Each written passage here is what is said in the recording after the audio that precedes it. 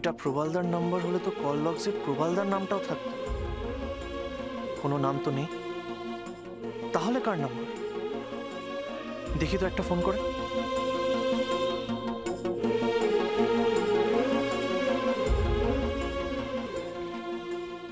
Hello, বলছিলাম এটা কোথাকার নাম্বার একটু বলবেন প্লিজ? হোয়াট? ক্লিনিক?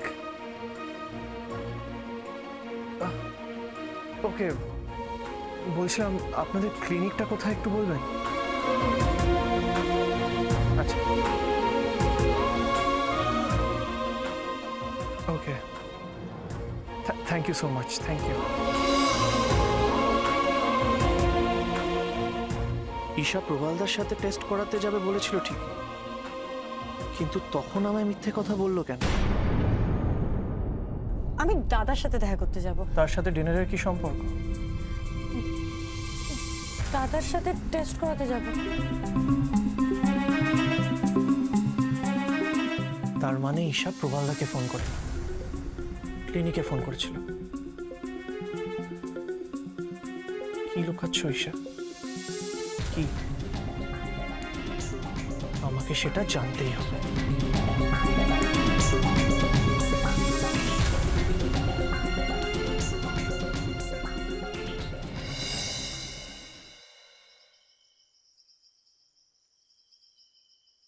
জানো কমল, আজ অনেক দিন পর তোমার মুখটা দেখে বুঝতে পারছি যে তুমি খুব নিশ্চিন্ত। তুমি ঠিকই ধরেছো গোসাই। আসলে তুমি ভালো থাকলেই আমি নিশ্চিন্ত থাকি।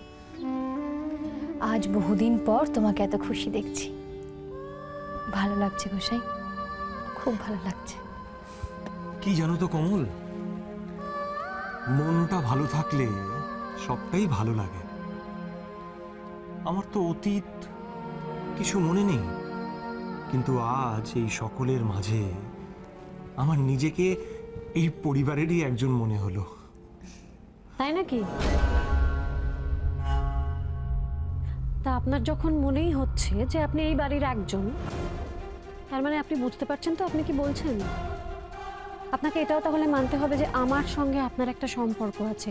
আপনি আমাকে প্লিজ বলবেন সেই সম্পর্কটা এক্স্যাক্টলি কি? ওহো, আমারই ভুল। I am so sorry. এইসব আলোচনা তো বন্ধ দরজার মধ্যেই হওয়া উচিত, তাই না? ঠিক আছে,